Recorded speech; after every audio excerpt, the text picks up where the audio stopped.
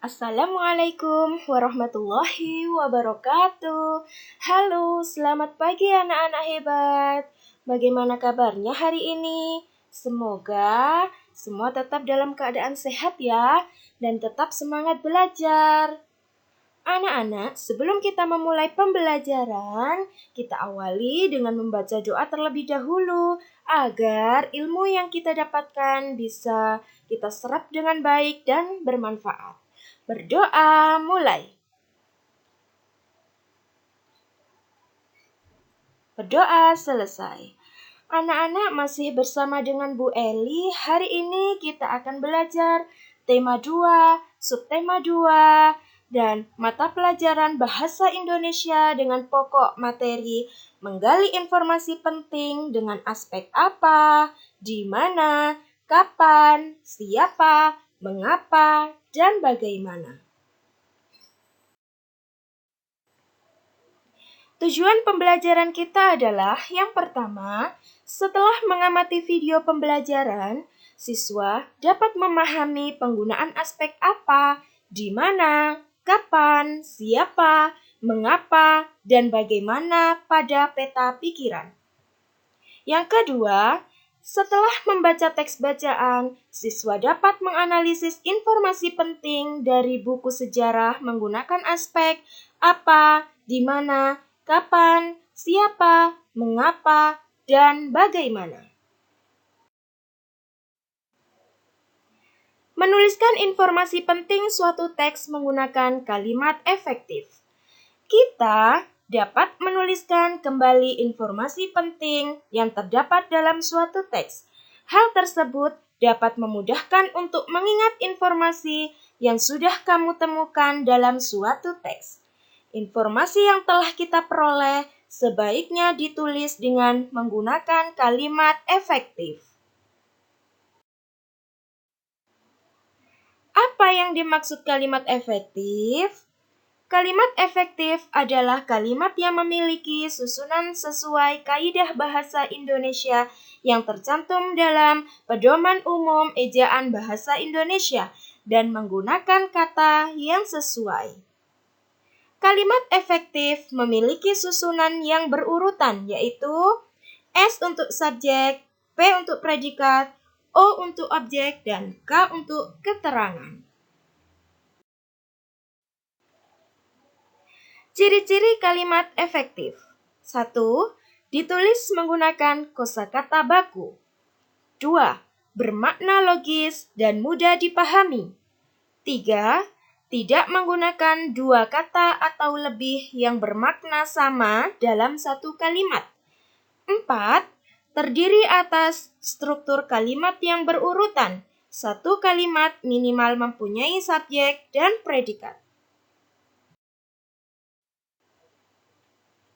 Perhatikan contoh kalimat berikut. Insinyur Soekarno dan DRS Muhammad Hatta memproklamasikan kemerdekaan Indonesia di Jakarta. Insinyur Soekarno dan DRS Muhammad Hatta ini sebagai subjek, memproklamasikan sebagai predikat, kemerdekaan Indonesia sebagai objek, di Jakarta sebagai keterangan. Ayo simaklah cuplikan teks berikut.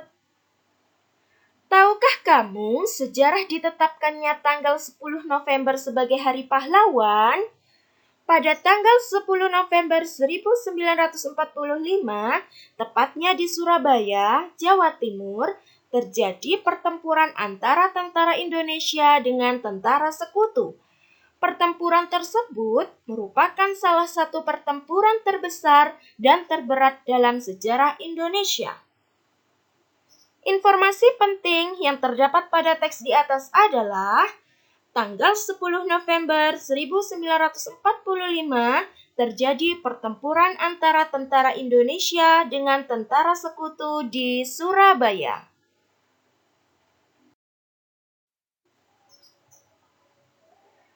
Melengkapi peta pikiran menggunakan kalimat efektif. Informasi penting yang terdapat dalam suatu teks dapat disajikan dalam bentuk peta pikiran. Peta pikiran dapat membuatmu lebih mudah mengingat informasi penting tersebut. Saat membuat peta pikiran, akan lebih baik jika kamu menggunakan kalimat efektif. Hal tersebut dapat meningkatkan kemampuan menulis sesuai dengan kaidah bahasa Indonesia yang baik dan benar. Membuat peta pikiran dari teks sejarah. Langkah-langkah membuat peta pikiran dari teks sejarah. 1. Bacalah teks dengan cermat. 2. Buatlah kerangka pikiran menggunakan aspek apa, di mana, kapan, siapa, mengapa, dan bagaimana. 3. Tulislah informasi setiap bagian teks berdasarkan kerangka peta pikiran yang kamu buat.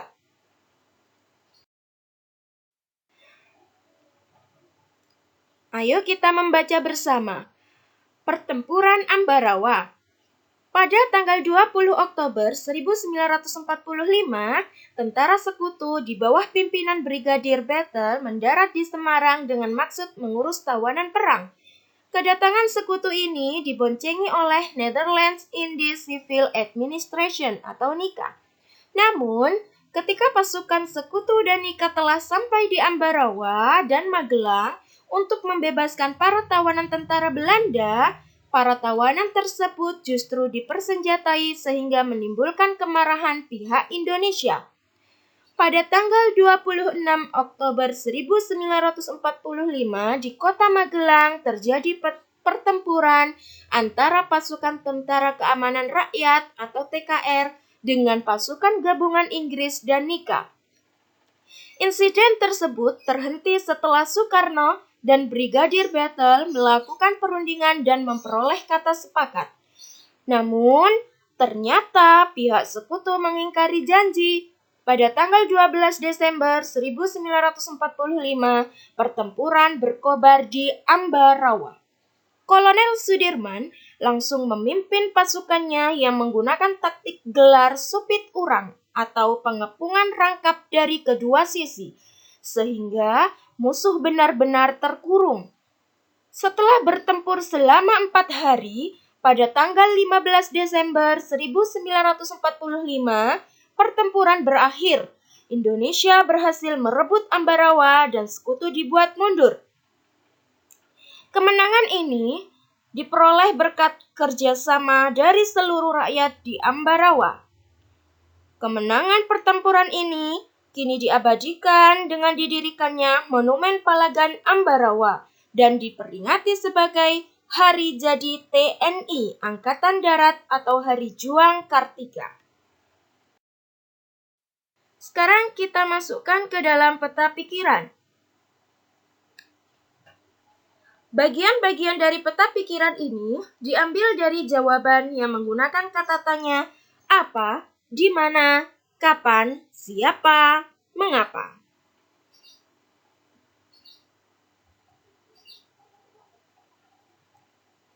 Di mana? Di mana adalah kata tanya yang menanyakan tempat. Pertempuran Ambarawa terjadi di Ambarawa, Jawa Tengah. Aspek kapan.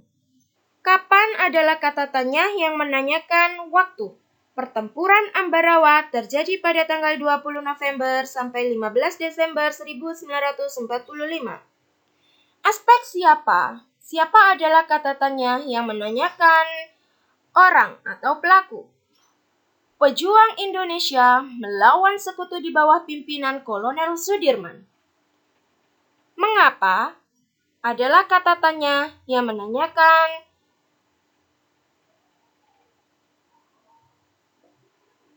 alasan. Pertempuran Ambarawa terjadi karena sekutu yang melanggar perjanjian.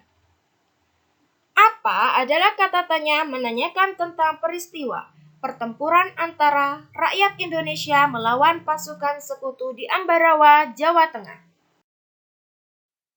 Anak-anak, sekarang kita akan berlatih menentukan atau mencari informasi penting dalam suatu teks bacaan dengan aspek apa, di mana, kapan, siapa, mengapa, dan bagaimana. Silakan kalian buka buku siswa tema 2, subtema 2, halaman 45, Pertempuran Surabaya. Kalian buka halaman 96, teks bacaan Peristiwa Bandung Lautan Api. Kalian kerjakan di buku tulis tematik. Anak, sampai di sini materi pembelajaran kita tentang menggali informasi penting dari teks bacaan dengan menggunakan aspek apa, siapa, kapan, di mana, mengapa, dan bagaimana. Terima kasih dan semoga bermanfaat. Bu Guru akhiri, Assalamualaikum warahmatullahi wabarakatuh.